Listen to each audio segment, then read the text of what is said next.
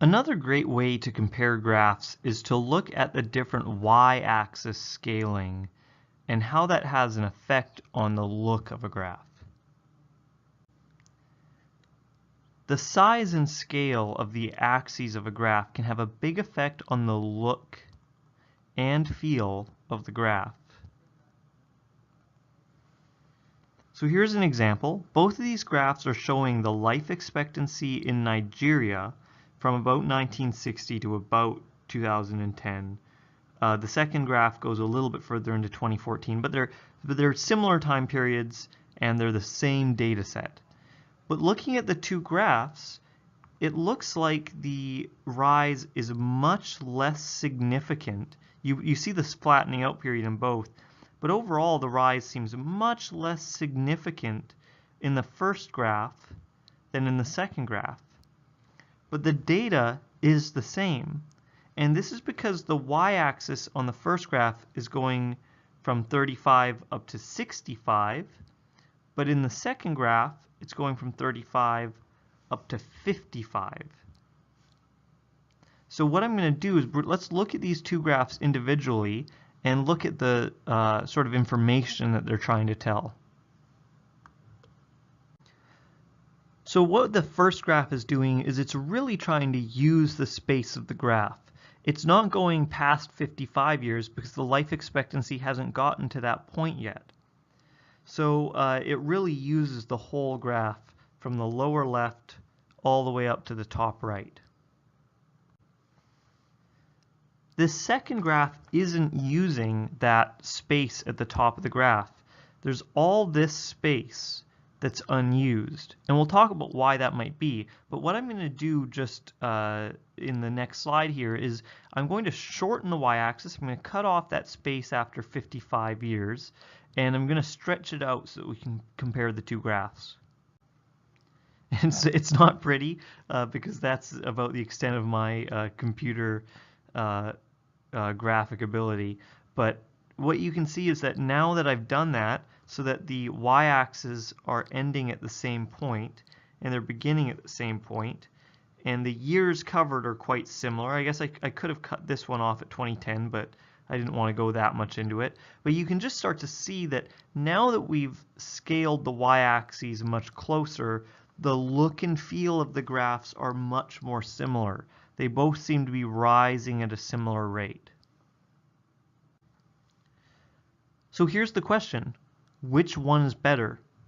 Is one graph better than the other?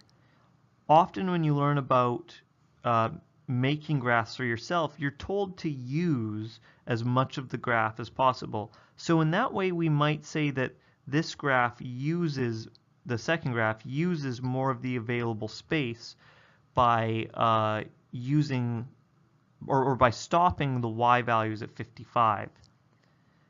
But there might be a reason for extending the y values past 55 up to 65. And it might be if you wanted to compare the life expectancy in Nigeria to that of other countries. And if other countries have life expectancies up to 65, and I mean in Canada it's up past 80 years, then it might be very meaningful to have the life expectancy at 65 so that you can see that the life expectancy in Nigeria is really struggling to get up to the point of other countries. So which one is better? There's really no good answer in this case. You could say that the second graph uses more space of the graph, but you might say that the first graph includes 65 years on purpose so that you can get a good look at how low the life expectancy is in Nigeria and how it's struggling to rise to that point of other countries. Here's another really interesting example. This graph on the left came out as a response to global warming, people who wanted to make an argument that global warming isn't a big issue. So they set their scale to go from 0 degrees Celsius to 30 degrees Celsius. This is in degrees Celsius. And what they basically showed was that, like, look, this line is pretty much constant or flat. There's not significant warming between 1850 and 2006. let's compare that to the graph on the right, which starts at 13.5 degrees and goes up to 14.4 degrees. So it's about a 1 degree difference in the y-axis, and it shows a clear upwards trend between 1860 and 2000. So these two graphs are telling very different stories. The one on the left is telling you that there's basically no significant global warming, but the one on the right is telling you that there's a sharp increase of about 1 degree in the last 150 years or so. Now, which one is better really comes down, it's a scientific question. And what's really important to know is that a 0.5 degrees Celsius increase has a really big impact on climates around the world. So as just one example, a 0.5 increase equals a 50% longer warm spells, which means serious problems for droughts or for forest fires, but just a 0.5 degree Celsius change in the global temperature can have really huge consequences.